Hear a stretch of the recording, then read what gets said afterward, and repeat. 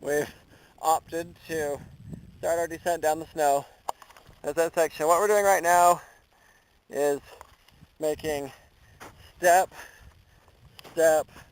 on our way down. It's so hot today. The snow's really slushy. I think we're going to eventually slide, but we need to get down to a section where we can kind of see what's going on, because there are some jagged rocks protruding.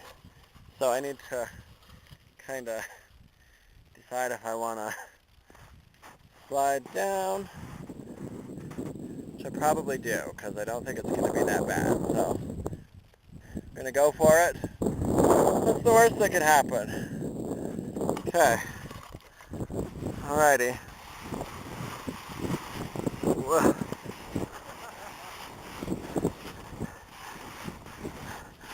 Much steeper.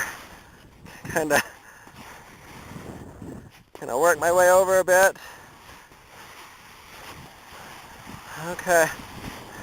Going faster. There are rocks protruding. Maintain stability. This is how you ski with no skis, just hiking boots. And long trail down this one. Whew. Cut out. So much time though, sliding. And able to stop.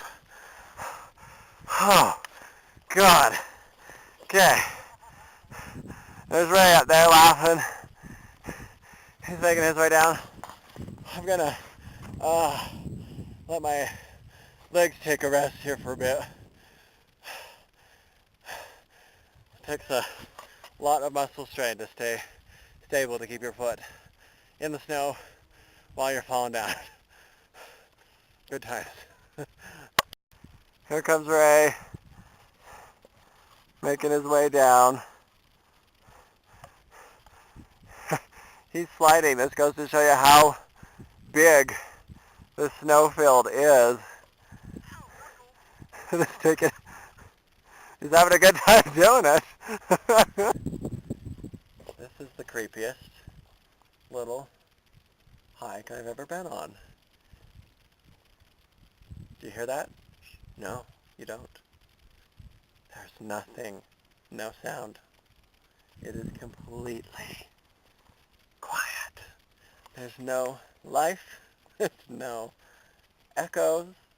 There's nothing down here but just still water and us and weird trees that look like archers.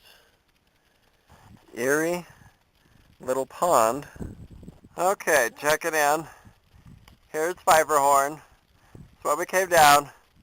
This is clear down this whole rocky section that we've just traversed. And it took, let's see, it took an hour from the snow over to here. We're on this pile right in the center.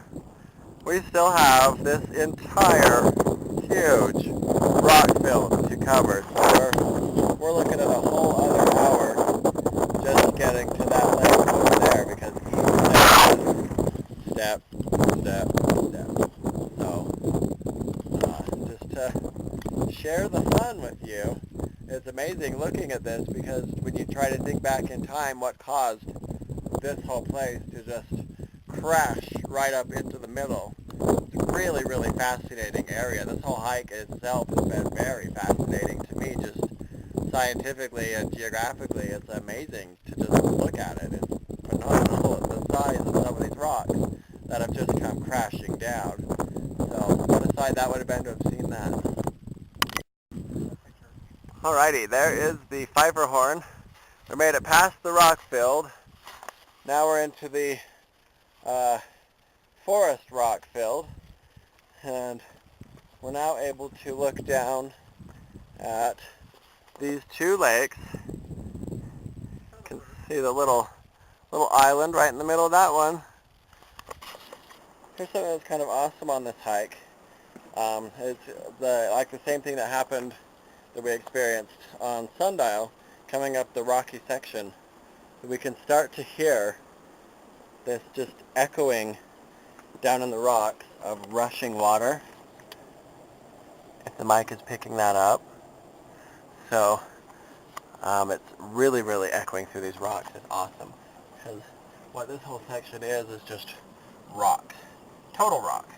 And we're hearing rushing water, and we're like seeing there's no snow above it. So what's happened is all the rock is covering the snow. The snow's actually under the rock now, since it's all melted down and turning to water. I can see lots of, just tons of patches of snow under these rocks, and they're all just rushing down. It's strange. You can hear the river, but you can't see the water. Really, really interesting section right here, and this is all running down into that little pond with the island. It's like a whole new hike now. It's completely changed. The terrain on this hike has changed so many different times. It was really well worth the day, I gotta tell you. It's been a great hike. I've had an awesome time here. Clear waters. Sandy beach right here.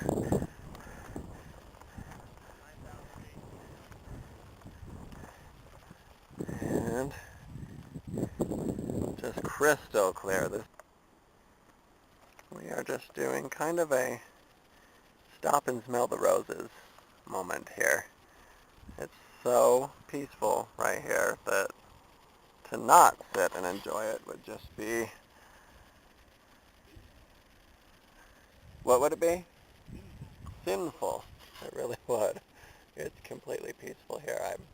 We've been climbing for hours and hours, and we're tired, want to go home, but I got to this spot until like I just want to hang out here.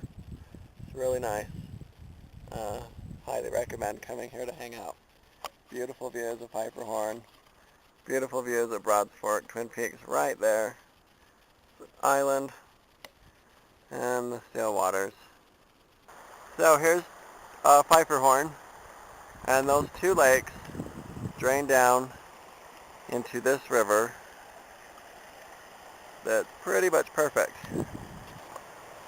Okay, we made it down to the section where the two trails split off.